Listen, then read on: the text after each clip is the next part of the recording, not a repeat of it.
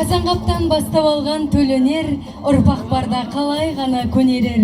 Бабамыздан қалған бізге мол мұра, ұлттық аспаптармен қайта көгерер. Тоғжан Жахин дала рухы, орындайтын домбырашылар ансамблі. Жетекшілері Төремұратова Нұргүл Тынышбайқызы, Қосманбет Мира Сидағалиқызы. Қарсы алыңыздар.